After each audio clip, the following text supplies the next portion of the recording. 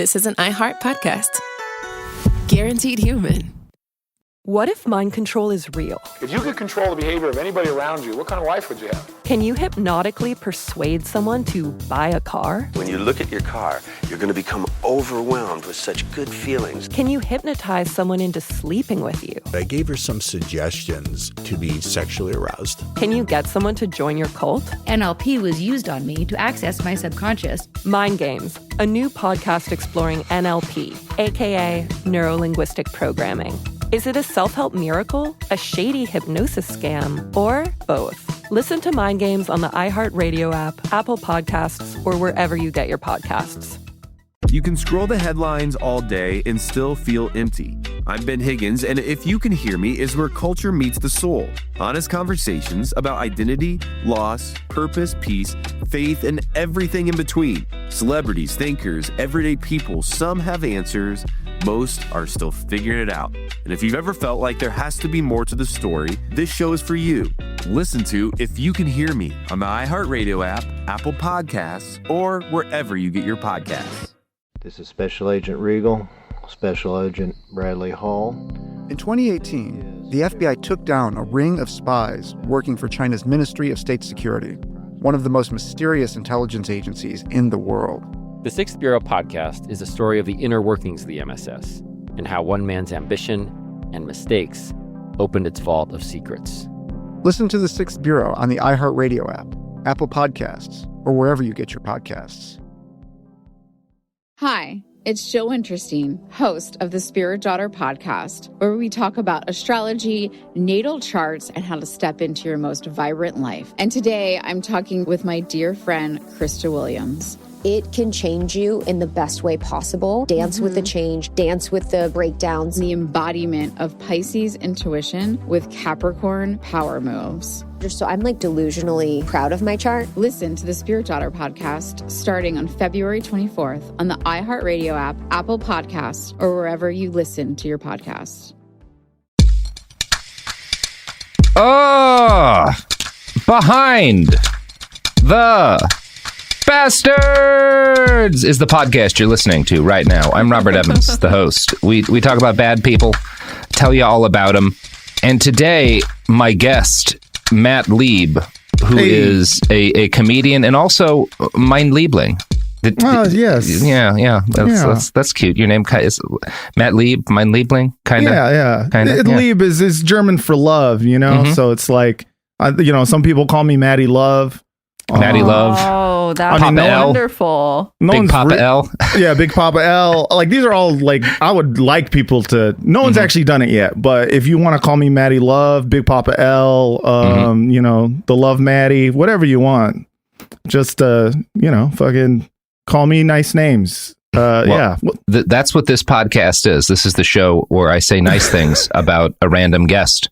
Hell yeah. Mm-hmm. If you want the show where I say cruel things about a random guest, just stick around for another half hour, and I'm going to make Gilbert Gottfried cry. So specific, Robert. No, I love Gilbert. Anyone who has the courage to get up on stage the day after 9/11 and tell jokes about 9/11 is a hero. He was the true hero of 9/11. He really was. Gilbert Gottfried, firefighters, and then Gilbert Gottfried again. Yeah. Matt, before we get into it, because the topic today is just going to blow people away. You want to plug anything right now? Oh, yeah. Well, I do the only Sopranos podcast. It's a rewatch podcast of The Sopranos called Pod Yourself a Gun. So, yeah, you should check that out. If you like The Sopranos, even if you don't like The Sopranos, it's just a good time. And Pod Yourself a Gun is legally the only Sopranos podcast. If you hear another one, call the ATF. They regulate that, and they'll go shoot those people's dogs. Yeah, no, that's what the ATF does. What do you want, Sophie? Their job. I know. Yeah. I don't like that vibe. I know. It's not cool that that's their job, but it is. It is their job. Yeah. Yeah, no, there's some people think there's this other Sopranos podcast, but that's like a deep fake. So don't fuck with that. Yeah, that's the deep state trying to trick you. Exactly. That's a psyop to get you to like The Wire instead. But yeah, it's really just a stealth The Wire podcast. Exactly. And fuck that shit. This is about the Sopranos. Fuck that shit. Yeah. Hell yeah. Also, I do a movie podcast called the Film Drunk Frotcast. Both of those are with Vince Mancini, who is my co-host and pod life partner. So. Now, is he at all related to Boom Boom Mancini? I doubt it. But it's possible. That would be cool. Pretty good Warren Zevon song about Boom Boom Mancini. Yeah, who killed the guy. Also, Vince Mancini is also the name of Sonny Corleone's bastard son in Godfather Part 3. So that's very fun. A lot of mafia tie-ins with this. Speaking of mafias, you know what else is an unaccountable group of dangerous criminals, Matt? The police. Well, yes. This is a long time coming, bastard. But this is even worse than the police, Matt. Today we're talking about the arch bastard of them all, the FDA. Oh shit! Yeah, that's right, motherfucker. The Food and Drug Administration. That's right. That's who we got 2 parts on the FDA this week. You know, that's right. I did not know. I was coming in here expecting, listen, we've talked about Nazis. We've talked about Nazis. We've talked about Dr. Oz. We've talked about people who, created the Boy Scouts and touched children. All amateurs. Reinhard Heydrich ain't got shit on the Food and Drug Administration. Okay, that might be going a little far. I'm excited. I thought that, yeah. We make a lot of fun of the FDA, and I've always found like goading them into violence funny because they're kind of like the most milquetoast 3-letter agency the government has, right? The FBI is like terrifying. The ATF is this big drunken bloodthirsty frat boy. The CIA kills entire governments. And meanwhile, the FDA can't even like ban people from drinking bleach in a timely manner.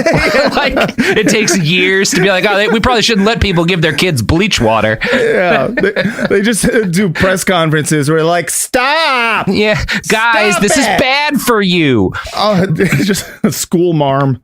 But the reality is that kind of like amiable toothlessness is a front that hides an agency as corrupt and deadly as any part of the U.S. government. And in fact, probably has greater societal harm in a lot of ways than most.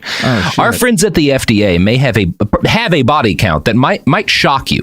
But before we get into that, we should spend some time talking about the world before the FDA, because this is not just as simple a story as like government agency does bad things. It's actually like an Anakin Skywalker story of this great hero who rises up and then crumbles. The FDA is the Anakin Skywalker of 3-letter agencies. Oh shit! Today we're gonna like lead up to them becoming a Jedi, and the next episode they wind up falling in the lava planet. Oh shit! Yeah, I hate you. I love that shit, man. That guy was great. Angry. And we'll try to figure out throughout this who the Obi-Wan Kenobi of the FDA is, because that's actually I think I may have it, but I'm getting ahead of myself. The Sackler family. Well, yeah.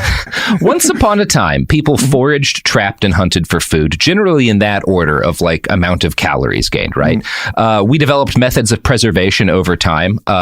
Stuff like you'd salt your meat, and you could make like a jerky. You could even if you're a hunter-gatherer, you could do that in a cave or something.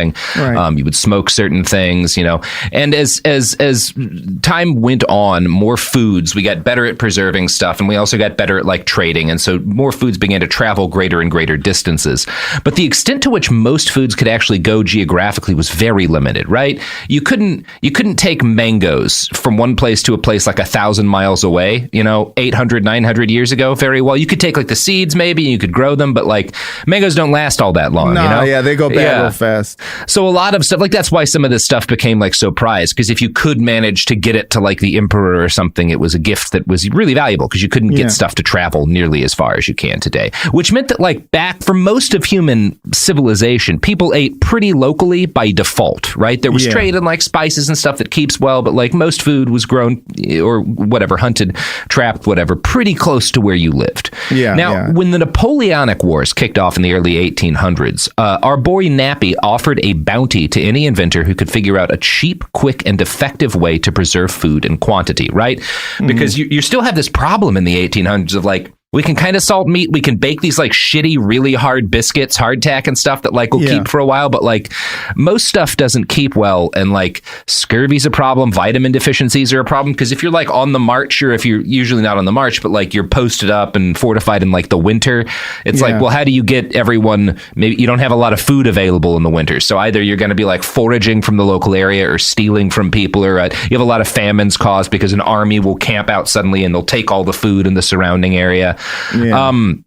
So Napoleon's like, I have a lot of war I want to do, and I don't want to be limited by the fact that we're shit at preserving food. So somebody figure out a way to do this. And Napoleon does this with a bunch of stuff. He's a very like forward thinking. He's a really pretty smart dude. And this bears fruit very quickly. In 1809, a French brewer named Nicholas Appert realized that food cooked inside a glass jar and sealed didn't spoil. If you put whatever kind of food or something in a glass jar, you stick in some salt or some spices, you cook it for a while, it'll stay good for, I mean, really for years in some cases. I don't think they were that good at it then, but it'll stay good a hell of a lot longer. Is this the dude who invented pickles?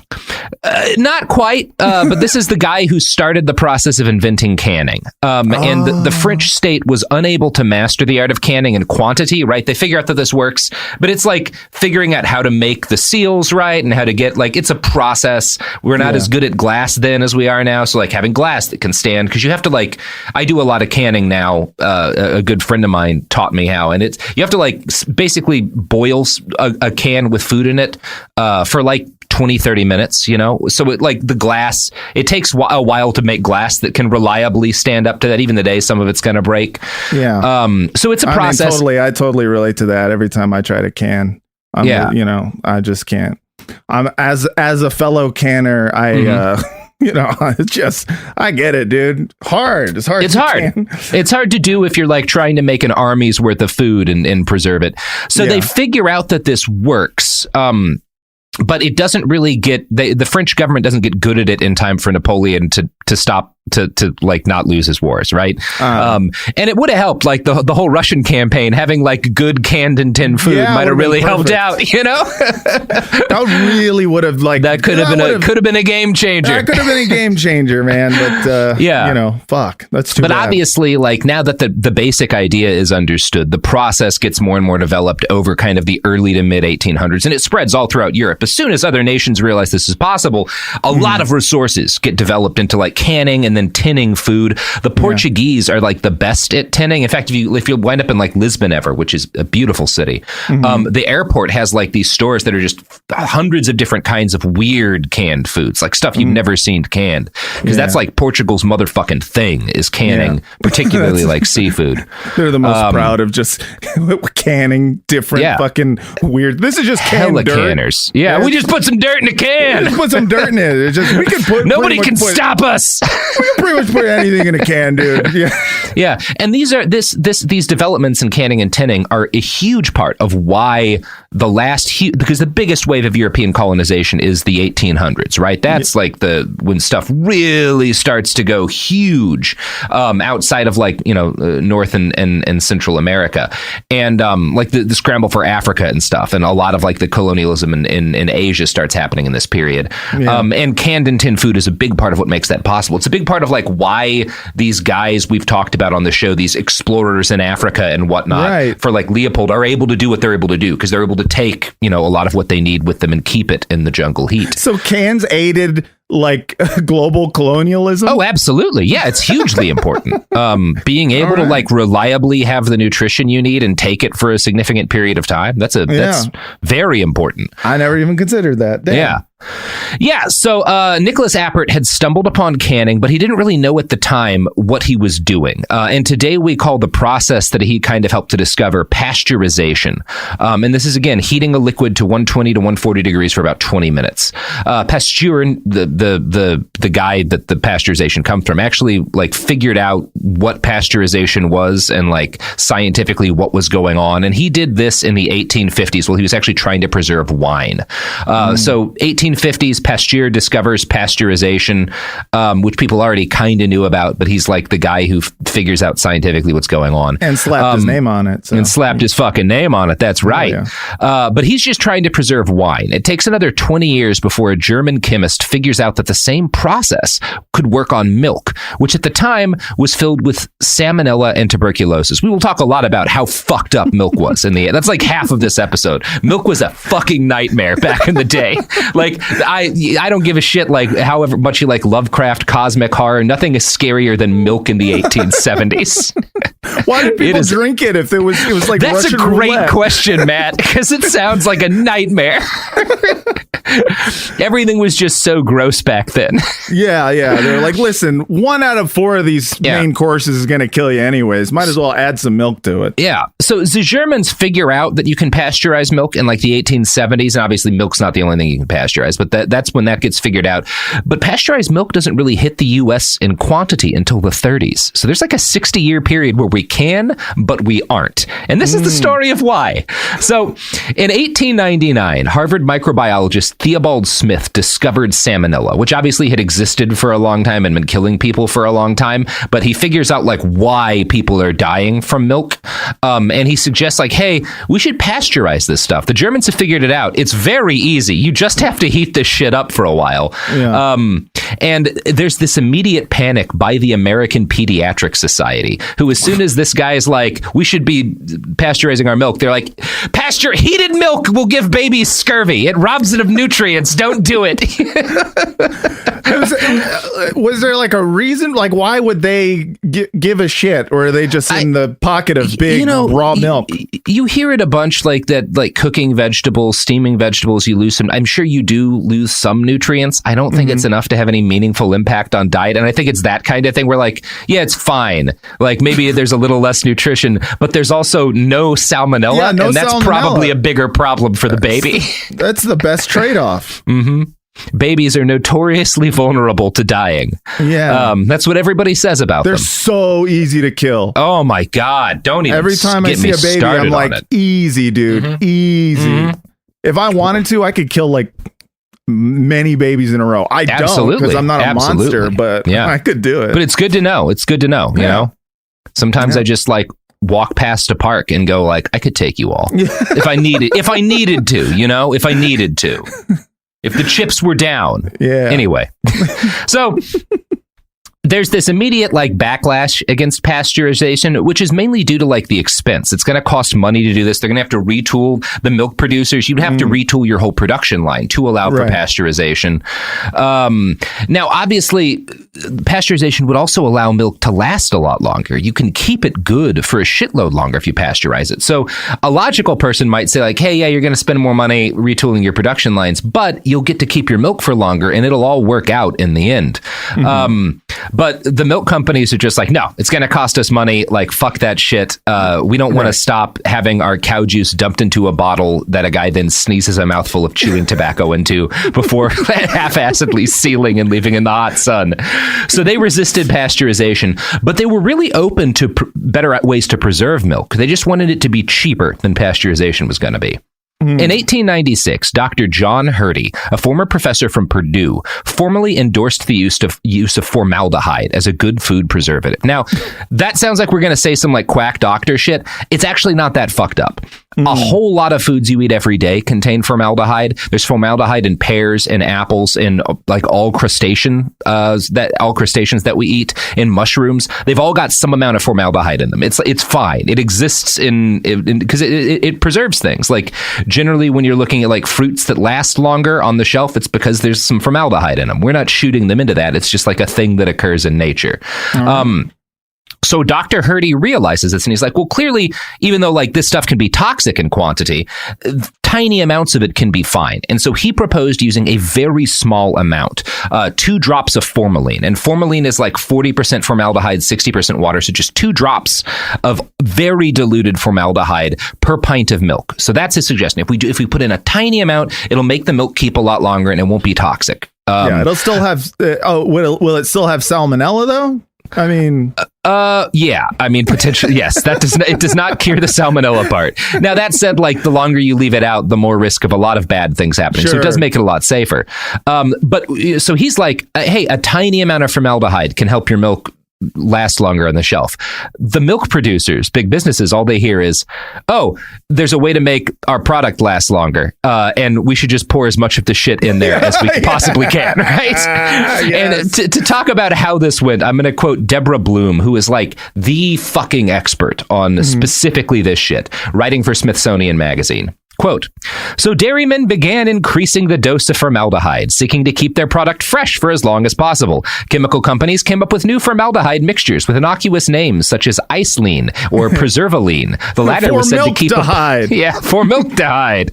The latter was said to keep a pint of milk fresh for up to 10 days. And as the dairy industry increased the amount of preservatives, the milk became more and more toxic. Hurdy was alarmed enough that, by 1899, he was urging that formaldehyde use be stopped, citing increasing knowledge that the compound could be dangerous even in small doses, especially to children. But the industry did not heed the warning. In the summer of 1900, the Indianapolis News reported the deaths of 3 infants in the city's orphanage due to formaldehyde poisoning. A further investigation indicated that at least 30 children had died 2 years prior due to the use of the preservative. And in 1901, Hurdy himself referenced the deaths of more than 400 children due to a combination of formaldehyde, dirt, and bacteria in the milk. Another analysis calculated that there was so much raw shit in milk that the citizens of Indianapolis consumed an estimated 2,000 pounds of poop per year. What the fuck? So it's not just the formaldehyde, but they go hog wild. They're just dumping it in there. It's very funny. 2,000 pounds of shit per year by the city of Indianapolis. I mean, just like straight, the doo-doo is in the milk. There's shit in the milk now too. Oh, there's always been shit in the milk, buddy. Oh man. Well, I don't know if you've ever had like livestock, but shit gets everywhere. They poop and they don't like, it's like you've seen that pig poop balls image, like, oh yeah, my favorite image. Like animals that get poop on them and they don't really care about it that much. And sometimes that means poop's going to get in the milk, especially if you're keeping them in like a really dirty, horrific feedlot where like the shit piles up to their ankles. Yeah, sure. And we'll talk about the conditions these cows are kept in because, oh boy, Matt, are you going to enjoy that? Gigantic doo-doo baths. Let's hear about it, dude. I'm excited. Now, this guy Hurdy, who had been like, yeah, a little bit of formaldehyde might help, and then was like immediately horrified by what the food industry was doing. He becomes an advocate for reform within the legal system to stop this stuff. And as a result of his lobbying, Indiana passes a pure food law in 1899, which should have made the adulteration that, as we already said, went on well past 1899 very illegal. But this keeps going on because the law was it was more of an aspirational law than a real law, because they were like, this isn't allowed, but they were also like, we're going to spend $0 to stop this. Like, we will not check on you. We will not enforce this. Like, we don't have the resources to stop the formaldehyde milk from spreading, but we just want to let you know, not cool, buddy. It is kind of my ideal situation for drugs, where we keep them illegal, but we also make it like fire all of the police and DEA agents so that nobody can prosecute you for it, and then you can still feel cool when you do drugs, right? That's the ideal. That's the sweet spot, children, baby. Yeah, you convince children not to do heroin until you turn a certain age, and you know, and 13. Yeah, exactly. Sure. Yeah, that's the age at which your brain needs heroin to have fun. A certain amount, right? Yeah, you know, just a little bit. A little bit goes a long way. It's like formaldehyde. That's why they used to give babies children's medicinal heroin. You know, it's good times. That's babies. why our grandparents were all chill. Such a healthy, so chill about everything. That's why they spent their whole lives withdrawing. Love our grandparents. Yeah. So the year after that law gets passed in Indiana, Hurdy's lab analyzes a pint bottle of milk that was handed to them by a family, and the family buys some milk for their baby, and they notice that, as they describe it, the milk appears to be wriggling. Oh, fuck me. Damn it. You liking this one, Matt? So they don't even have to do like a chemical analysis. I'm like a big milk drinker, so this is gonna fuck me up. Like I enjoy a glass of milk and a banana. It's one of my favorite little snacks. It turns out that what happened was that the dairyman had cut his milk because he wanted to make it go longer, like heroin, and he cuts it with stagnant water. And there was a worm colony in the stagnant water, and so many larvae breed in the milk that it's just like a kind of soggy mass of writhing larva. It's the milk they buy for their baby. No, it's got extra protein. It's called moving milk. Just don't worry, move milk. Oh, you got some of that still milk, huh? Yeah. All that. Yeah, still milk is for. I happen to love my child. I want them to get the extra nutrients. Real babies have it's like we call it a milkshake because it shakes. This is the origin of the milkshake. Some poor motherfucker was eating cereal when this episode started. Oh, I know. Bad time to have soggy cereal. So, Indiana, obviously, we've been focusing on because Dr. Hurdy was there and he gave a shit about this. This is happening every state in the union, right? This is everywhere. Everywhere that there's a city, at least. I think people who live in rural areas probably have access to healthier milk because they're getting it directly from the cow. They're probably better conditions for the cow. They're not...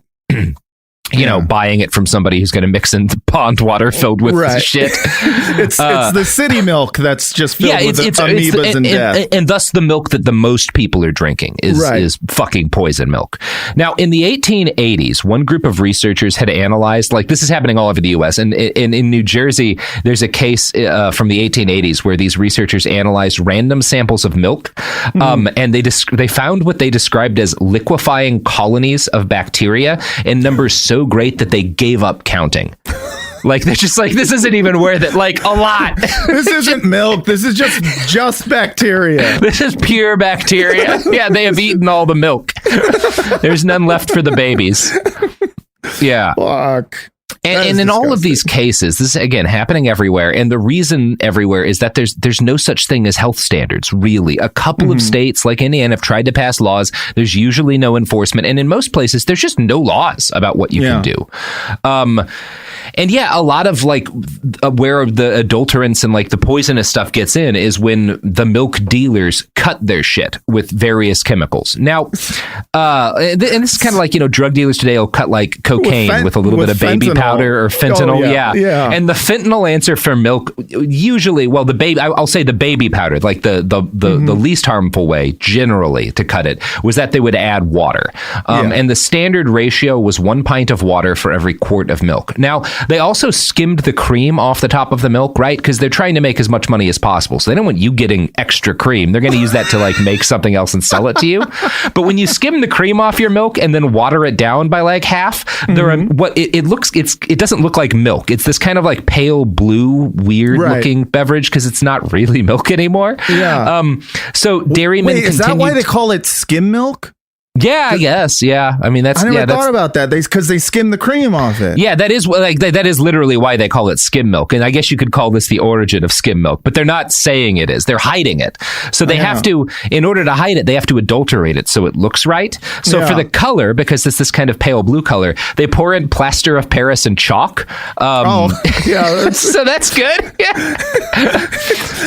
Listen, on this podcast, I was expecting they poured in pure cum. Oh wait, it gets worse because that just fixes the color, Matt. They've skimmed the cream off, right? You don't want people to know you've skimmed the cream off, so you have to fake a layer of cream on top. And what looks most like cream? No, cum, straight cum, no, liquefied cow brains. Oh, bro, there's other things that look like cream. There's other things. They're just pouring cow brains on that shit. It is extremely funny. That is no longer kosher milk. I'm sorry. And of course, sometimes they'll put, because it has a little bit of a yellow color, they'll put a little bit of lead in there too, just to make it look quite, right? To deepen it. Are you serious? Yeah, of course you're going to put a little bit of lead in there. Makes it sweeter too. A little bit of antifreeze, They put lead in. That doesn't even count as bad because they're putting lead in everything. Back in the day, lead was just part of it. It was like you had your salt shaker and you had with your vitamin L, and then you had vitamin L lead shaker. Fucking A, dude. So, milk was not alone or exceptional in its tendency to be adulterated among foods of the day. It's kind of the most shocking example a lot of the time. But food sellers, grocery stores, like food manufacturers, they're doing it with everything. And to make that point, I'm going to quote from Deborah Blum again, this time writing in her wonderful book, The Poison Squad. Quote, fakery and adulteration ran rampant in other American products as well. Honey often proved to be thickened, colored corn syrup, and vanilla extract, a mixture of alcohol and brown food coloring. Strawberry jam could be sweetened paste made from mashed apple peelings, laced with grass seeds and dyed red. Coffee might be largely sawdust, or wheat, beans, beets, peas, and dandelion seeds, scorched black and ground to resemble the genuine article. Containers of pepper, cinnamon, or nutmeg were frequently laced with a cheaper filler material, such as pulverized coconut shells, charred rope, or occasionally floor sweepings. Flour routinely contained crushed stone or gypsum as a cheap extender. Ground insects could be mixed into brown sugar, often without detection. Their use linked to an unpleasant condition known as grocer's itch.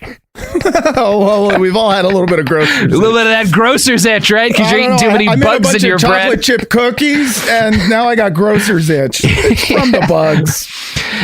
European governments, especially those of Germany and Great Britain, had been far quicker than the U.S. government to recognize and address problems of food adulteration.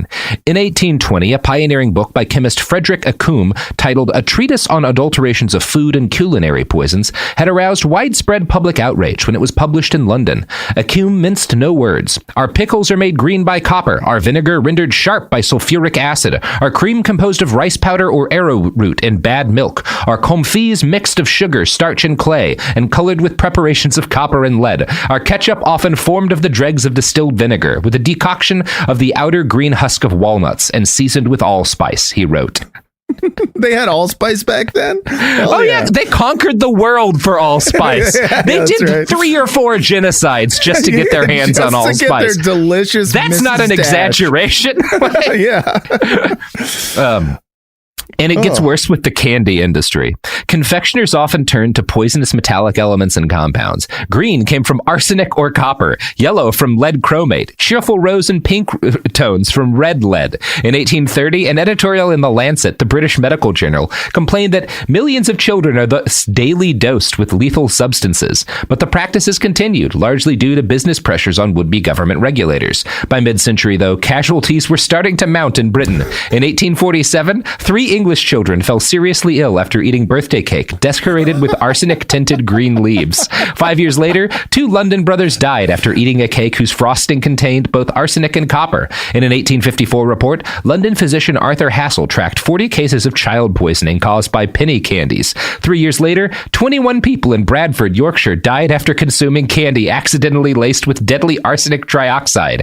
Accidentally, because the confectioner meant to mix in plaster of Paris instead. Although he had noticed his workers falling ill while mixing up the stuff, the business owner had put the candy on sale anyway. He was arrested and jailed, as was the pharmacist who'd mistakenly sold him the poison in place of plaster. But they could not even be convicted of any crime. Britain had no law against making unsafe or even lethal food products. Jesus Christ, Isn't that dude. fucking insane? That's insane. It's Just pouring arsenic into candy. Kids are dying left and right. Kids like it when it's green. What's green? Something more poisonous, please. Get some more poison in there. That's too bland a color. That's so insane. I just love, they kill 21 people with bad candy, and then the cops are like, it's not illegal.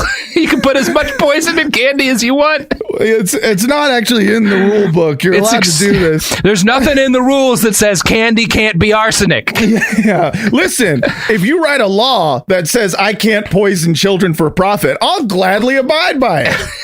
Fucking A, dude. It is and in England's credit, again, this is like the 1830s, 40s, like England, Germany, a lot of Europe, like bans a lot of this shit. But everything we've talked about keeps going in the US. They're throwing arsenic and lead in candy. They don't give a fuck in the United States, right? This is the land of the goddamn free. We can do whatever we want. Like one of the amendments should be my right to eat arsenic because green is a cool color. You're damn color. right, Matt. That's why I'm starting a new bakery. These cakes will kill your children. Yes, these cakes will in fact kill your children, but they'll die free. You know, Yeah, they won't man. die cucked by the medical establishment who says children can't handle arsenic. 5-year-olds just saluting on a cot in the ICU. You know who else likes to salute 5-year-olds while they're dying in the ICU? The sponsors. Mm-hmm. That's right, Matt Lieb. That's why they do it. That's why they sell all these products. They have time for their real passion, saluting dying children who are poisoned by lead cake. All right, here we go. Hi, this is Jo Winterstein, host of the Spirit Daughter podcast, where we talk about astrology, natal charts, and how to step into your most vibrant life. And I just sat down with a Minnie Driver. The Irish traveller said when I was 16, you're going to have a terrible time with men. Actor, storyteller, and unapologetic Aquarian visionary. Aquarius is all about freedom loving and different perspectives. And I find a lot of people with strong placements in Aquarius are misunderstood. A Sun and Venus in Aquarius in her 7th house spark her unconventional approach to partnership. He really has taught me to embrace people sleeping in different rooms, on different houses, in different places, but just an embracing of the isness of it all. If you're navigating your own transformation or just want a chart side view into how a leading artist integrates astrology, creativity, and real life, this episode is a must listen. Listen to the Spirit Daughter podcast starting on February 24th on the iHeartRadio app, Apple Podcasts, or wherever you listen to your podcasts. What if mind control is real? If you could control the behavior of anybody around you, what kind of life would you have? Can you hypnotically persuade someone to buy a car? When you look at your car, you're going to become overwhelmed with such good feelings. Can you hypnotize someone into sleeping with you? I gave her some suggestions to be sexually aroused. Can you get someone to join your cult? NLP was used on me to access my subconscious. NLP, aka Neuro-Linguistic Programming, is a blend of hypnosis, linguistics, and psychology. Fans say it's like finally getting a user manual for your brain. It's about engineering consciousness. Mind Games is the story of NLP. Its crazy cast of disciples and the fake doctor who invented it at a New Age commune and sold it to guys in suits. He stood trial for murder and got acquitted. The biggest mind game of all? NLP might actually work. This is wild. Listen to Mind Games on the iHeartRadio app, Apple Podcasts, or wherever you get your podcasts. Welcome to the A Building. I'm Hans Charles. I'm Menelik Lumumba. It's 1969. Malcolm X and Martin Luther King Jr. had both been assassinated, and Black America was at a breaking point. Rioting and protests broke out on an unprecedented scale. In Atlanta, Georgia, at Martin's alma mater, Morehouse College, the students had their own protest. It featured two prominent figures in Black history, Martin Luther King Sr. and a young student, Samuel L. Jackson. To be in what we really thought was a revolution. I mean, people were dying. 1968, the murder of Dr. King, which traumatized everyone. The FBI had a role in the murder of a Black Panther leader in Chicago. This story is about protest. It echoes in today's world far more than it should, and it will blow your mind. Listen to the A Building on the iHeartRadio app, Apple Podcasts, or wherever you get your podcasts. What do you do when the headlines don't explain what's happening inside of you? I'm Ben Higgins, and if you can hear me is where culture meets the soul, a place for real conversation. Each episode, I sit down with people from all walks of life, celebrities, thinkers, and everyday folks, and we go deeper than the polished story. We talk about what drives us, what shapes us, and what gives us hope. We get honest about the big stuff, identity when you don't recognize yourself anymore, loss that changes you, purpose when success isn't enough, peace when your mind won't slow down, faith when it's complicated. Some guests have answers. Most are still figuring it out. If you've ever felt like there has to be more to the story, this show is for you. Listen to If You Can Hear Me on the iHeartRadio app, Apple Podcasts, or wherever you get your podcasts.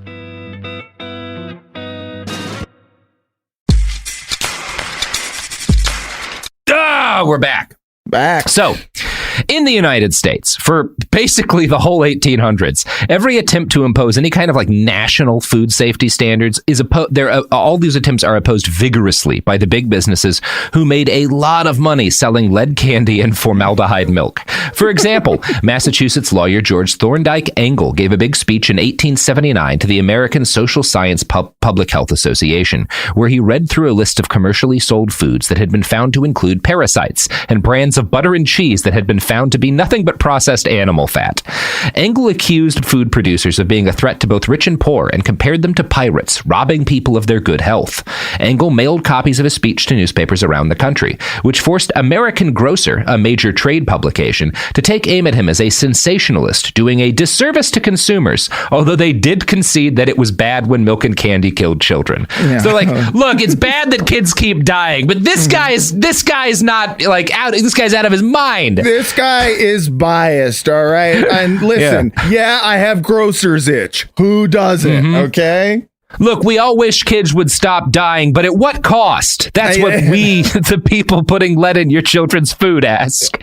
Listen, you can either have a crying baby or a baby with a 1 in 5 chance of dying from this lollipop. Which would you prefer? Yeah, what do you want? You want milk that kills your kids, or you want milk that's 3 cents cheaper? Huh? Yeah, come on, man. How much are those kids worth for you anyway? It's supply and demand here, buddy. So Engel's argument, though, was convincing to Congressman Richard Beale from Virginia. He put forward legislation federally to ban all interstate commerce and chemically altered foods. And it's wild to think about how different, like, it would have gotten appealed at some point, right? Because you just couldn't have a society like ours with that law on the books. But it never gets made. It dies in committee. I'm not even saying, like, at the time, certainly would have been a good thing. That wouldn't have aged well. But it doesn't even get off the ground floor. And of course, that bill was not the only thing that died in committee. Shitloads of kids were still being offed by poisonous foods. It all got bad enough that the United States Congress decided to take a break from edging the tip of the national cock into overseas colonialism, and in 1902, they funded the very first controlled trials of human food toxicity. These tests would be carried out by the U.S. Department of Agriculture's Chemistry Squad, which was headed by a guy named Harvey Washington Wiley. Now, Wiley's pretty dope. He may be the Obi-Wan of our story. Nice. He'd gotten his start in food science in 1881 when the Indiana State Board of Health asked him to look into honey, maple syrup, and other sweeteners. And his findings were that, in short, like, a lot of the people buying these things are not, in fact, buying these things. Most of a lot of the maple syrup and honey in the market is just like corn syrup. They would sometimes even make like a fake wax honeycomb and dip it in the corn syrup so that it looked like you were getting real honey. Nice. And realizing that, like, oh, wow, like, people going to the grocery store have no fucking clue what they're getting. Like, they don't have a goddamn idea what they're actually buying, because there's no requirement that they tell people what they're buying and actually deliver it on it. And this kind of radicalizes Wiley, and he spends the rest of his career trying to stop this. Now, Nature, a write-up I found in Nature magazine, describes his new job at the USDA. Quote, Wiley recruited young, healthy men as guinea pigs, starting with civil servants. They signed liability waivers and agreed to take part in hygienic table trials, eating free but strictly prescribed meals in an experimental kitchen in the USDA's basement in Washington, D.C. An excitable press dubbed them the Poison Squad. And they're trying to figure out, like, what things are bad for people. They're also trying to just, like, gain a real understanding of, like, nutrition and, like, what works, what preserves food. No one had really, this hadn't been done. Pieces of this had been done in an organized way, but, like, this is the first time that our government's like, we should really, like, figure out what this stuff does to people. Right. Yeah. Like, in a controlled setting, give some people some lead and just, and drop a couple of swords. You don't know at that point, right? Like, it is like, we laugh about it, but, like, the Romans put lead in fucking everything because they didn't realize it, like, it was bad for them. Right. So you have, and at this point, we're starting to get some understanding of that, but, like, a big part of it is this. And there's a lot of very brave people who are like, yeah, try shit on me. We should know if this is killing people, so give it a shot, put it in me. That's thanks, badass, guys. dude. You took one for the team here. You're like, I'll eat pretty much anything, so just like hook it up, dude. I don't give a shit. Throw it in me. Who gives a shit? Yeah, I'm drunk. Yeah, I ain't gonna live that long anyway. It is the 1890s. I made it to 20, you know? Yeah, exactly. I'm an old man. Dude. I am dead inside already. Yeah, feed me some more of that brain milk. My earliest memory is Sherman's March to the Sea. I'm done. So that brings us back to milk. Now, under President Grover Cleveland, Wiley's chemistry division started digging into the dirty world of big dairy. There was a lot of money in dairy, particularly since milk was seen as like the best thing to feed small children. The milk industry had been happy to cut corners for profits for quite some time. And I want to talk a little bit about swill, which is the kind of milk that most people in cities are drinking through like most of the mid to late 1800s, even some of the early 1900s. Was it branded swill? No, that's just what everyone called it, and we'll explain why in a second. Okay. So Deborah Blum describes this swill as, quote, like making swill as, quote, the practice wherein distillers, liquor distillers, housed dairy cows in stinking urban warehouses where each animal was tethered immobile and fed on the spent mash, or swill, from the fermentation process used in making whiskey. Yeah. So we have all these grains and shit for like whiskey, even for beer too. I'm sure they do it with that, where you're like boiling all this grain for forever in order to like make the thing that you then ferment, right? Mm-hmm. And once you boil anything for a while, like all of this grain and stuff, it doesn't have any real nutrition anymore because you've like boiled it to get all of that out. That all goes into the thing that you're making. That's why it's flavored and shit. So the cows that are fed on this stuff are like dying their entire lives. They're horribly malnourished. Their bones are very soft because the swill they're eating isn't food anymore. So like all of these animals, by the time they're adults, have all of their teeth rot out. They live very short lives. Their malnourished bodies only produce milk for a short period of time. And the milk they make, which is what all these poor kids are drinking, doesn't really have any nutritional value. Because again, the cows aren't eating anything with nutritional value. So they're just like making colored water in a lot of cases. God. One pediatrician at the time wrote, I have every year grown more suspicious of distillery milk. Wherever I have seen a child presenting a sickly appearance, loose flabby flesh, weak joints, capricious appetite, frequent retchings and occasional vomitage, irregular bowels with the tendency to diarrhea and fetid breath. So like, people are aware of this. Also, the fact that it's called distillery milk should key you in on that.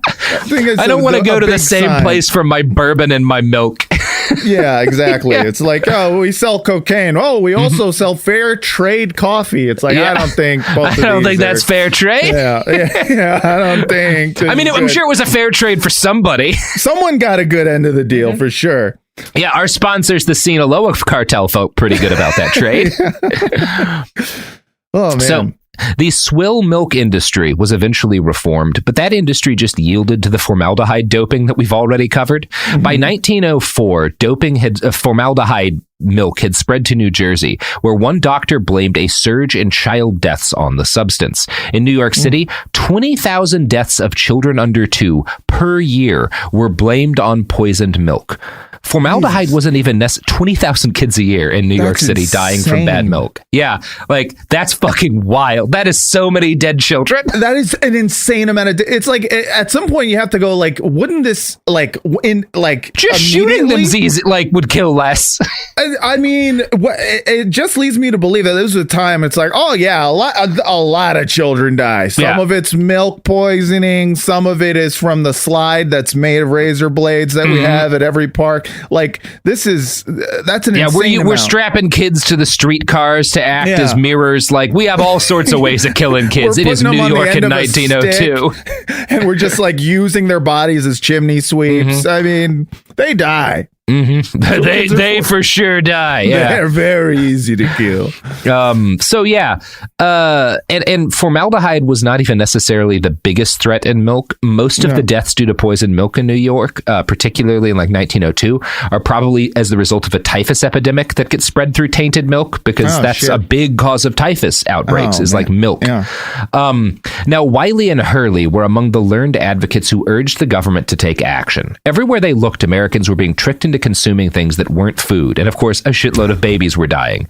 Regulations keep being proposed, and they are fought tooth and nail every time by food manufacturers.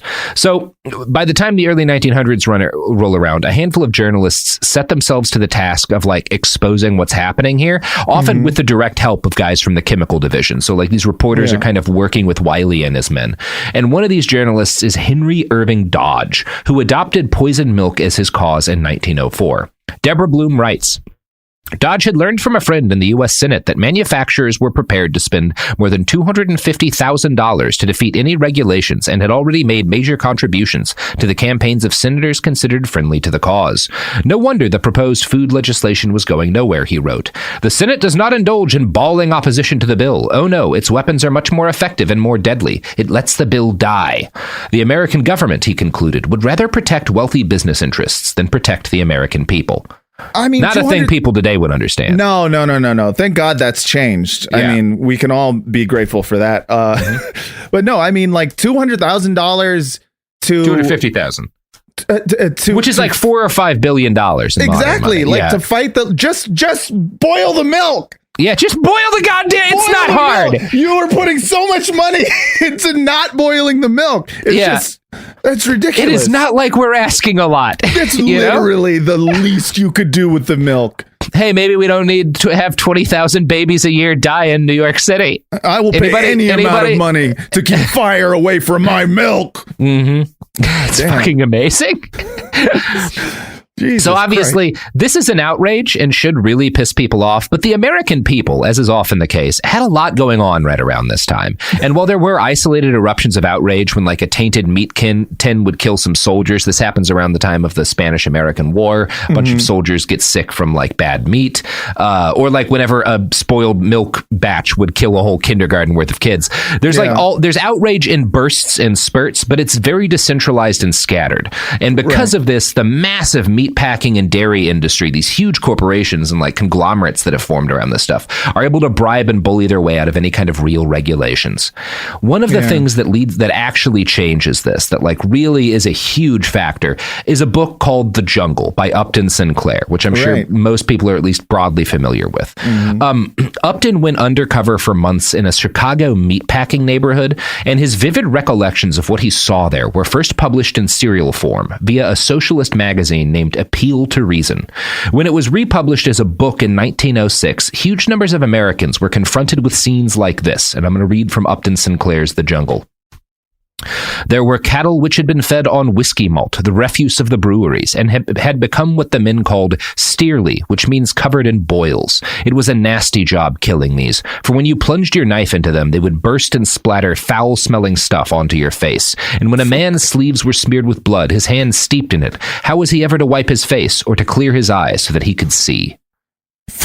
Jesus Christ. They're just fucking blood piñatas. Yeah, they're like boil and pus and blood, and it's all getting over the meat, right? Because you can't see, and it's all over your hands, it's all over your knife, and you're processing this. If we slaughter and process animals semi-regularly where I live, and if you're doing that, like one of the key, you don't even want like the hair of the animal when you skin it to touch the meat, because it can spoil it. You want to be very careful, otherwise it makes it nasty. And these guys are like, nah, just like you pop them like a balloon. Pus is just like you're marinating it, man. Get it in there.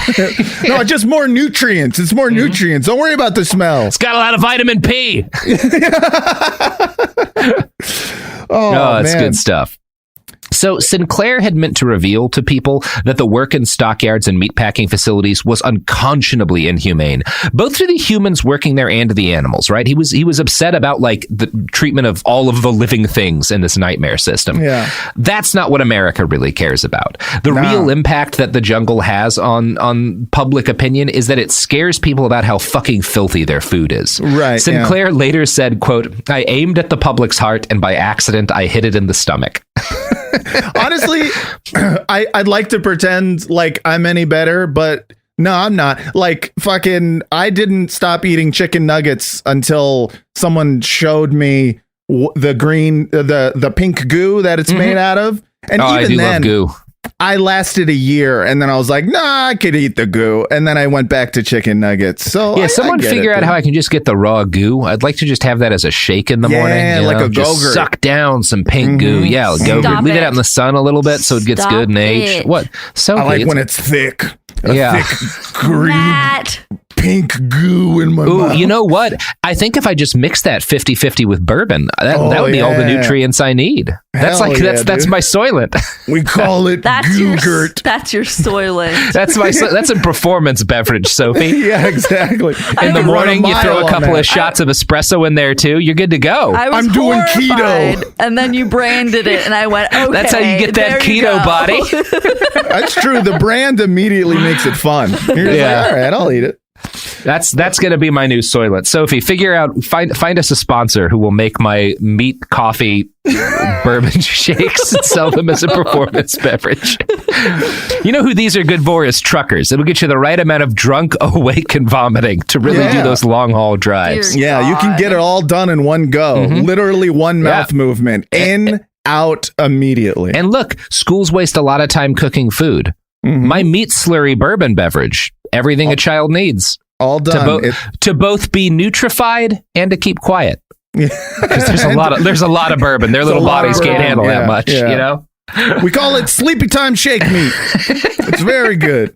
Yeah, just keep them quiet. You know what? You're just warehousing them, really. That's what all we're doing anymore. It's called 5 Loco. It's even more loco than the previous Loco. They barely breathe on it, so it's pandemic safe. So it's worth noting that when The Jungle was published as a proper book, like outside of like a magazine thing, when it finds its publisher, the publisher insisted on sending a copy of the manuscript to the Chicago Tribune. And they're like, hey, here's the book we're publishing. It's making some pretty shocking claims. You guys are journalists. Why don't you investigate these claims and like render an opinion as to whether or not it's accurate, right? Which, if journalism exists, is a responsible thing for a publisher to do. Right. Here's the thing. It is 1906. Upton Sinclair is the first person who's ever done a journalism in the United States. You know? So I'm going to quote again from The Poison Squad by Deborah At this Blum. point, journalism is just for going to war with Spain. Yeah, that's what it was invented to do. That's the point. It's to get people to agree to a war with Spain. This book isn't about Spain at all. Quote, Tribune editors responded with a 24-page rebuttal of the packing house descriptions. Alarmed, Page and Doubleday, his publishers, called Sinclair to their offices. But Sinclair promptly began picking apart the Tribune's critique. For instance, the paper had denied that the tuberculosis bacterium could survive on walls or floors of the packing rooms. Sinclair pointed out that the germ could indeed survive on those surfaces and could transfer to anything that touched them. He'd brought medical studies to prove it, as well as other evidence to back up his story. He further noted that the paper's owners were obviously friendly with the meat packers and sided with them. In fact, it would turn out that the newspaper's management had not assigned a reporter to study Sinclair's claims, but instead passed the task on to a publicist who worked for the meat packers. Nice. Yeah. Well, so the newspaper goes right to the people that he's investigating. Is like, is this, you guys want to write a thing for us about this? Yeah. It's like, so I need you guys to write something that says, nuh-uh. And just every time he says yaha, you just got to write nah again. I would write it, but you would not believe the amount of war with Spain we got to justify. We got a lot of war with Spain. There's so much Spain left, and we got to nip that shit right in the bud. Yeah. Also, I'm a little bit busy because all of my children are in the hospital from milk poisoning. You know, that old thing. You know, babies. You know, babies. So, can't handle their milk. The New York Times goes on to note, quote, about a month after The Jungle was published, the White House started receiving 100 letters a day demanding a federal cleanup of the meat industry. Roosevelt invited Sinclair to the White House, then ordered a federal investigation. Sinclair took every opportunity to harangue the Beef Trust, as the meat packing industry was known, and sent a stream of telegrams to the White House demanding reform. Roosevelt soon tired of Sinclair's outspokenness. In a note to the author's publisher, the president wrote, "Tell Sinclair to go home and let me run the country for a while." Oh, Teddy. I love it. What a pussy. But they do. This actually gets some shit done. From Teddy's credit, he's part of shit starting to get done here. Oh, that's good. The Pure Food and Drug Act is passed. Well, It's introduced into Congress in 1905, the same year that Sinclair puts out the first version of The Jungle. But in early 1906, when the book version comes out, the act is stalled. And it's so stalled that Harvey Wiley, who's the main impetus behind the book, starts trolling people out of like hopelessness, right? And he kind of is the first guy to use Twitter. He settles into a strategy of writing protest letters to newspapers and magazines about the ads they had for different snake oil medicines and tainted foods. He wrote this to the Washington Star. I have read with regret in your issue of Monday, January 29th, of the probably fatal illness of Buck Ewing, the celebrated catcher. Ewing, a former star player and manager for the New York Giants, was diagnosed with Bright's disease, which is a blood vessel inflammation in the kidneys, and it killed people pretty fast in those days. Wiley noted that, like, hey, you're talking about how sad this is, but you've previously published an article about Dr. Kilmer's swamp root and claimed that it cures Bright disease. And he's like, I keep a bottle of it near me all the time because you've assured me that it works. So why don't you just tell this guy? You know, my chemists say it's nothing but alcohol and turpentine with a couple of spices. But if you're worried about Buck Ewing, why don't you tell him to take this stuff? It should cure his thing right away. In fact, I'll send him a copy of your paper and let you know what he says. And he dies like very shortly thereafter. I love the idea that someone was just like, all right, we got this Bright's disease. Let's try swamp root. The swamps are dark, right? What defeats the bright? Dark. Yeah, you gotta knock that bright out with some dark. What's darker than a swamp? What's darker than the swamp? People still dying? Ah, well, whatever. It's a clever ad campaign. And he does this like there's this malt coffee, which contains no actual coffee. It's pure barley, but it advertises itself as having real coffee flavor. And he sends a letter to the newspaper advertising them, being like, how can you have real coffee flavor with anything but coffee? Isn't it the only thing that can have real coffee flavor? He's just quote tweeting. Tastes like shit, he's bro. really just twittering. Hell yeah. You know who else loves Twitter? The products and services that support this podcast. They are all reply guys for the same K-pop band. It gets very sexual, actually, with all of our sponsors. Very sexual replies to this K-pop band. Good. Yeah. If we know one thing, it's the K-pop people. They're very normal online, and they love to be sexualized. That's actually the motto of very normal online, and we love to be sexual. Am I bleeping? Yeah, you should bleep that. Oh, here's some ads.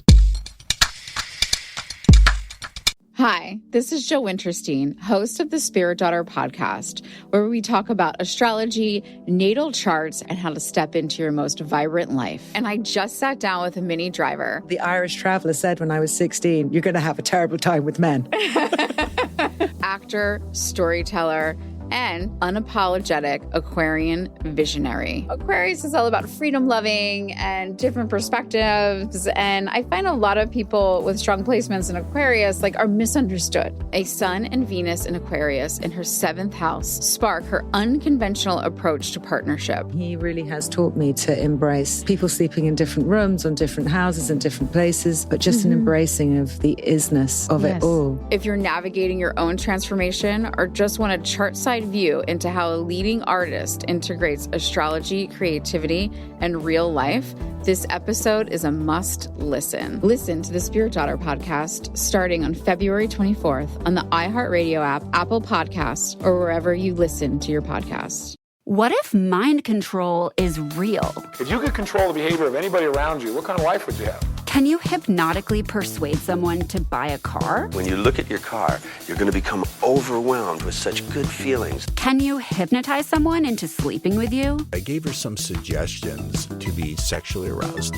Can you get someone to join your cult? NLP was used on me to access my subconscious. NLP, aka Neuro-Linguistic Programming, is a blend of hypnosis, linguistics, and psychology. Fans say it's like finally getting a user manual for your brain. It's about engineering consciousness. Mind Games is the story of NLP. Its crazy cast of disciples and the fake doctor who invented it at a New Age commune and sold it to guys in suits. He stood trial for murder and got acquitted. The biggest mind game of all?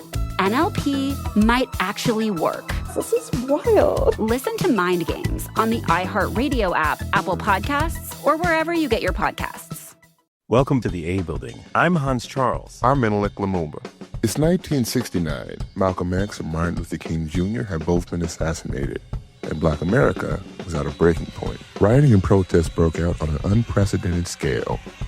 In Atlanta, Georgia, at Martin's alma mater, Morehouse College, the students had their own protest. It featured two prominent figures in Black history, Martin Luther King Sr. and a young student, Samuel L. Jackson. To be in what we really thought was a revolution. I mean, people were dying. 1968, the murder of Dr. King, which traumatized everyone. The FBI had a role in the murder of a Black Panther leader in Chicago. This story is about protest. It echoes in today's world far more than it should, and it will blow your mind. Listen to the A Building on the iHeartRadio app, Apple Podcasts, or wherever you get your podcasts. What do you do when the headlines don't explain what's happening inside of you? I'm Ben Higgins, and If You Can Hear Me is where culture meets the soul, a place for real conversation. Each episode, I sit down with people from all walks of life, celebrities, thinkers, and everyday folks, and we go deeper than the polished story. We talk about what drives us, what shapes us, and what gives us hope. We get honest about the big stuff: identity when you don't recognize yourself anymore, loss that changes you, purpose when success isn't enough, peace when your mind won't slow down, faith when it's complicated. Some guests have answers. Most are still figuring it out. If you've ever felt like there has to be more to the story, this show is for you. Listen to If You Can Hear Me on the iHeartRadio app, Apple Podcasts, or wherever you get your podcasts.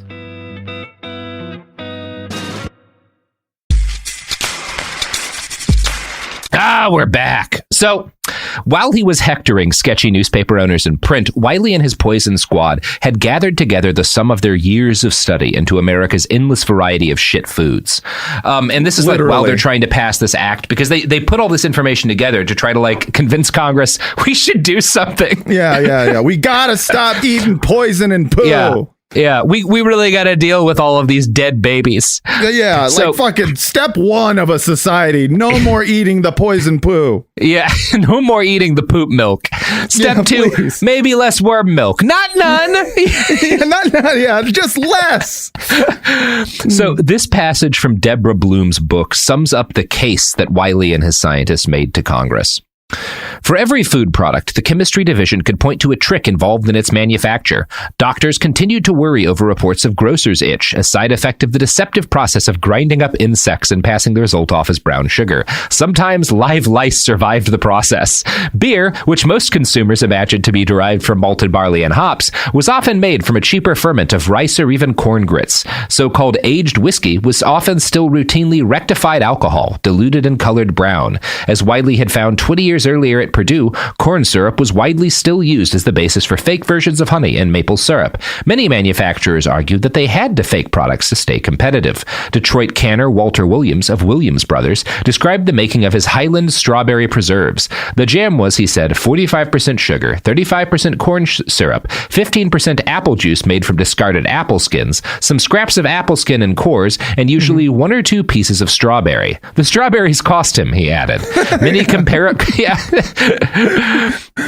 It's cost a lot of money to get those two strawberries. You got those two pieces of strawberries are really putting me out of house and home.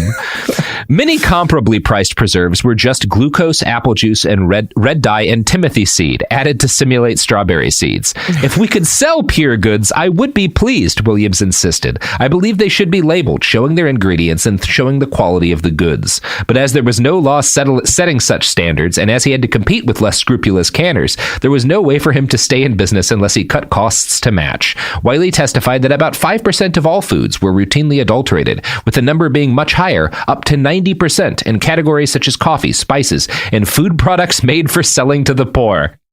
God, of course. If your food is for poor people, it is not food. It's not food. It's just straight up not food. We just ground up some dirt. Yeah, this is the sawdust pizza that I feed to my maid every 3 weeks. We mix some sawdust in with piss. You can't tell the difference between that and bread. I make her eat it off the ground, you know. She doesn't know the difference. The ground is what we call a natural plate. It's piss from the bars, so there's lots of barley in it. Well, they're poor bars, so it's just ground up rice meal. But, you know. Yeah. Sometimes I just shove a bar of soap into the mouth of a poor to see if they live for another week. It's nice. It cleans the body, and it's delicious.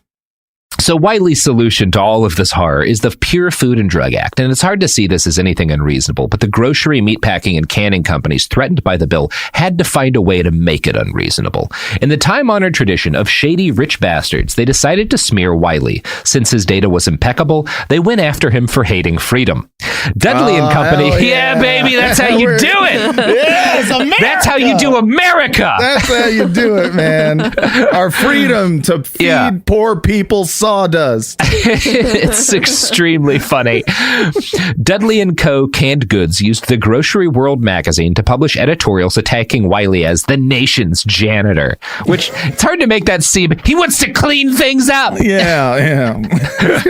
That's an insult. It's just like, oh, you know, fucking janitors always going around. He's like those guys who stop us from living in our own shit. Exactly. Just stop trying to wipe my ass, Mom.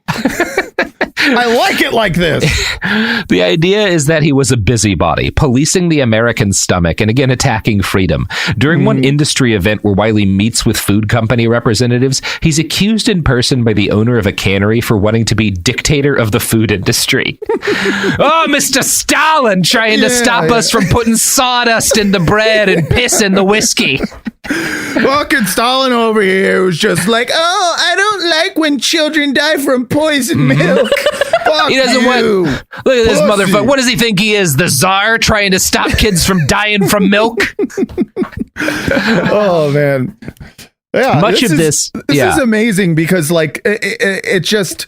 It's so America. It's so American. It's so it couldn't American. Be more American. You can't be more American than people literally spending like the equivalent of millions of dollars to just be like, I gotta feed them the poison. I gotta do it. I don't care that this is costing me more money than taking the poison out. And guess what? Freedom. I love it. You love to see it. We love to see it. We've always been the same. Yeah. Now, Wiley was not purely concerned with food here or with like the raw ingredients that people generally consider food. And in fact, as this law came closer and closer to passing, he was increasingly getting involved in something that had become a source of substantial profits for the biggest players in the industry. Wiley was now obsessed with the use of new and experimental preservatives on various foodstuffs. Now, some of them were like what we've talked about, based on formaldehyde, like freezine. But there were a whole bunch of other different, not all preservatives, new food additives. This is the period in which people start to adulterate food, when you get your first processed meats, and these companies are putting stuff in for flavor and to preserve it. And there's no regulation for any of this at this point, and this is really concerning to Wiley. The Poison Squad describes the birth of this subset of the chemical industry in a paragraph that you may recognize some of the names from.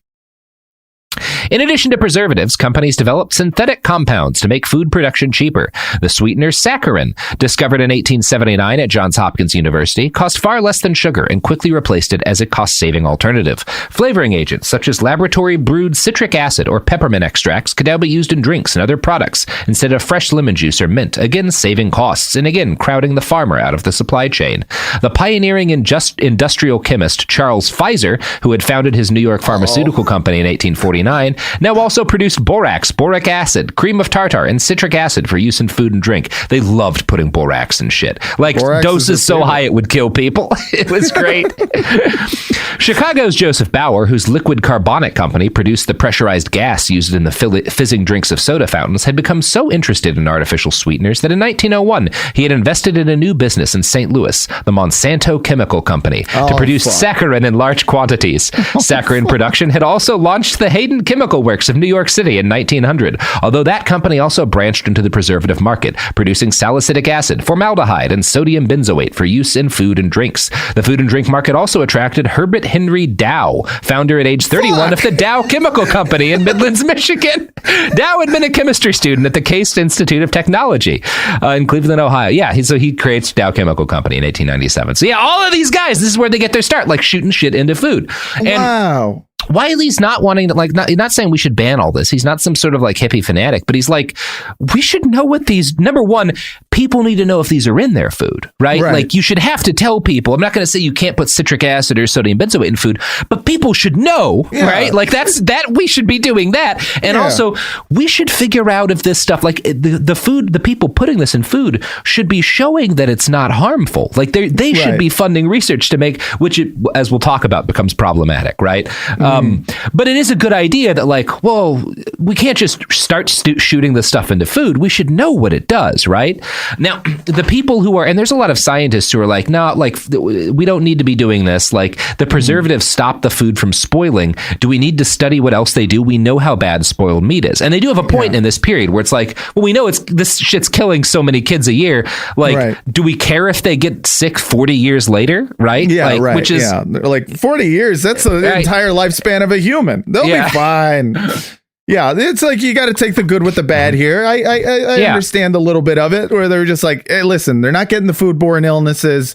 And, their skin is like orange now and one of their lungs fell out. But like whatever, they're alive. Unlike all those kids who drank the worm milk. Yeah, exactly. Harvey Wiley was not particularly good at the give and take compromise nature of politics. He was too much of a scientist. And so he one of the reasons this law has trouble passing, a lot of people will argue, is that he's not willing to kind of like give any back. And he's as adamant about like wanting strict laws about preservatives as he is about like, well, we should be pasteurizing milk, right? And there's a good point to be made, like, no, pasteurizing milk is like, get that done first, right? It's more of a priority to do this shit. Yeah. And so in the end, the pure food law only passes because Upton Sinclair's book causes this national outrage, which prompts Teddy Roosevelt to champion the bill personally, and it passes. The pure food law was the first major victory in the war to ensure Americans actually knew what the fuck they were eating. Ate food. Yeah, actually ate food. As opposed to pure poison in a sack. It was followed in just a completely like self-inflicted wound. Like this war that we created on ourselves. Oh, good. It's very funny. Yeah. Now, the pure food law was the first major victory in the war to ensure Americans actually, had any idea what they were eating. It was followed in 1938 by the passing of the Food, Drug, and Cosmetics Act, which established the Food and Drug Administration for the first time. So that's when 1906, we get the Pure Food Law, which lays the groundwork for the FDA. The FDA comes into being in 38. And initially, when it started, it's funded entirely by taxpayer money, right? And it is invested with the, you might say, sacred authority to protect U.S. consumers from the businesses making their food. Yeah. This is a titanic step forward, and it cements an end to the wildcat era of tainted milk, fake coffee, arsenic and lead-riddled candy. It's a huge deal. Now, a lot of that stuff had started to get fixed in 1906, obviously. But making the FDA is a huge move forward and a very good, it was absolutely necessary. I want to establish before we tear it down in the next episode, we had to have something like this. Like, you could not, I don't care how much of a fucking libertarian is, you can't let that state of affairs go on. The market, we have proved the market cannot correct itself with this stuff. Right, yeah, it's just so much cheaper to feed people poison. Weirdly enough, the market would rather spend more money on continuing the poison trade rather than... They love poisoning people. They love You can't stop them. You can't stop them. You can't stop a guy from poisoning all of the people he's feeding. Good for him. So, the FDA starts as a beautiful, necessary thing. And then in the 1980s, about a century after Dr. Wiley's journey began, the bright dream of the Food and Drug Administration began to go terribly wrong. But Matt, we're going to talk about that in part 2. You got any pluggables to plug? Oh, sure. The Pod Yourself a Gun, the world's only Sopranos podcast, is out now, and check out the Film Drunk broadcast. Also, I'm on Instagram. Follow me at Matt Lieb Jokes. I need more of those. No one gives a shit about my Twitter anymore. Yeah, follow him at Matt Lieb Jokes. Follow him. Follow me. Mm-hmm. Yeah, people send should him care pictures more of your about milk. the gram, I think. People just care more about the gram. You know, Yeah. it's just It's a shame. It's because of Beyonce. I don't know if she's on the gram. I assume so. Of course she's on the gram, Robert. She must be, Don't right? Amateur. Also, like my Twitter, I do not have a gram. I used to have a blue check mark, but I got it taken away on Twitter, and I hope to get one Who on took Instagram. your blue check mark away? Oh, Twitter did, because I pretended to be the New York Times. Yeah. That'll do it. Yeah, you're not allowed to do that apparently, but it was a great post. It was, I mean, I do love that for you. Like what? I think my favorite example of that is it's the lady from I Think You Should Leave who did the I can't get enough wine, like that sketch. She's been in a few of them, but it was like when Oreos did some sort of Pride Month thing. She pretended to be Nilla wafers using her check mark and was like, at Nilla wafers, we don't like bisexual people. Like, you're not allowed to eat our cookies. Something like that. It was very funny. Oh, and that's why she's not on Twitter anymore. I love it. Nilla wafers taking strays from people. That rules. I should note, people are going to give a shit because they do every time we like make jokes about people dying at 40. Obviously, the way lifespans work is that so many kids died as babies. If you made it to an adulthood, you had a pretty good chance of at least making it to like 50 or 60. A lot of people made it to their 70s. Yeah. Yes, that's true. It's funny to joke about people dying at age, like being old at age 30 back then. Because look at a picture of a 30-year-old from the 1890s. They look like your fucking grandpa. They're covered in soot. They could have just taken a shower. It is permanently embedded soot in their body. All of it's their wrinkles. Extremely funny how sick and dying everybody was back in the day. Well, they just a society that loved poison milk. What can you do? It was a whole world of people exactly as healthy as Jair Bolsonaro. Just constantly getting their doo-doo backed up and being like, well, spewing shit out of their noses because there's so much poop in the milk. I gotta go to the hospital again, but first I gotta run by this emu and see if he'll punch me in the throat. Boy. So yeah, find Matt Lieb on Twitter. Also, I have a fiction novel, my book After the Revolution. You can find it for free as an ebook at atrbook.com, but it's also available for pre-order through AK Press. If you order now, you will get a signed copy. So just Google AK Press After the Revolution, pre-order my book. It'll come out in May and you'll get it signed. AK Press After the Revolution. Google it and you'll find the pre-order page. And, all right. I'm pre-ordering it right now. And Robert, we have a Behind the Bastards live stream show. Oh God, there's so much to plug. Shit. Okay. I know, with Prop on February 17th. You can get tickets at momenthouse.com/. You sure can. It'll be a good episode, probably. I haven't written it yet. You'll be there. I will. I think so. That's you probable. I might even have an episode written. Great. All right. Just wing it, dude. What if mind control is real? If you could control the behavior of anybody around you, what kind of life would you have? Can you hypnotically persuade someone to buy a car? When you look at your car, you're going to become overwhelmed with such good feelings. Can you hypnotize someone into sleeping with you? I gave her some suggestions to be sexually aroused. Can you get someone to join your cult? NLP was used on me to access my subconscious. Mind Games, a new podcast exploring NLP, aka Neuro-Linguistic Programming. Is it a self-help miracle, a shady hypnosis scam, or both? Listen to Mind Games on the iHeartRadio app, Apple Podcasts, or wherever you get your podcasts. You can scroll the headlines all day and still feel empty. I'm Ben Higgins, and If You Can Hear Me is where culture meets the soul. Honest conversations about identity, loss, purpose, peace, faith, and everything in between. Celebrities, thinkers, everyday people, some have answers, most are still figuring it out. And if you've ever felt like there has to be more to the story, this show is for you. Listen to If You Can Hear Me on the iHeartRadio app, Apple Podcasts, or wherever you get your podcasts. This is Special Agent Regal, Special Agent Bradley Hall. In 2018, the FBI took down a ring of spies working for China's Ministry of State Security, one of the most mysterious intelligence agencies in the world. The Sixth Bureau podcast is a story of the inner workings of the MSS and how one man's ambition and mistakes opened its vault of secrets. Listen to The Sixth Bureau on the iHeartRadio app, Apple Podcasts, or wherever you get your podcasts.